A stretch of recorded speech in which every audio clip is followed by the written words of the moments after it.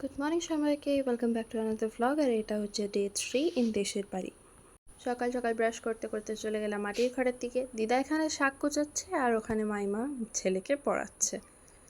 তার কিছুক্ষণ পরে মা আনাজ কুটতে বসে গেল ওদেরকে হেল্প করার জন্য। এখানে ভোরবেলার থেকে কাজ শুরু হয়ে যায়, তাই জন্য এখনকে অনেকটা কাজ এগিয়েও গেছে।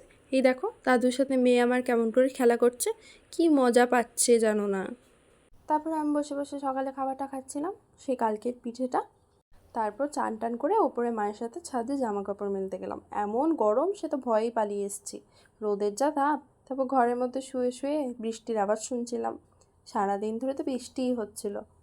জানলার বাইরে সেই দৃশ্যগুলো না দারুণ দেখতে, খুব ভাল লাগে। তারপর দুপুর হলো আর চলে এলাম ভাত খেতে বাইরের ঘরে।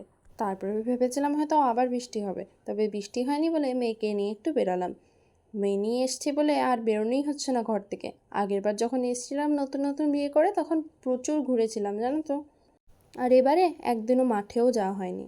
ওই দেখো মা আবার মেয়ের জামা কাপড়গুলো কেচে নিচ্ছে, কারণ যখন তখন বৃষ্টি এসে যাচ্ছে, তো যদি রয়ে যায় তাহলে আবার গন্ধ হয়ে যাবে। তারপরে মেয়েকে নিয়ে চলে গেলাম ঘরে দৌড়ে দৌড়ে।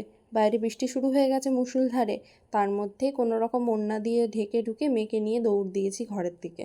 দেখেছো কেমন বৃষ্টিখানা হচ্ছে, দিদা তো দৌড়ে দৌড়ে এদিক ওদিক সব কিছু ঢাকা দিতেই দৌড়চ্ছে।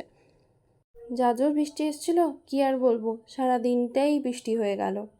আর আমি ঘরের জানলা থেকে বসে বসে খালি বাইরে তাকিয়েই গেলাম। আজকে ভেবেছিলাম ঘুরতে বেরোবো, তবে সে আর কপালে জুটলো না। তাই বিকেলবেলা আর কিছু করতে না পেরে পাঁপড় নিয়ে বসে পড়লাম খেতে। আজকে আর সেরকম কিছু নেই দেখানোর মতো, তাই এখানেই ভিডিওটা শেষ করছি। টাটা।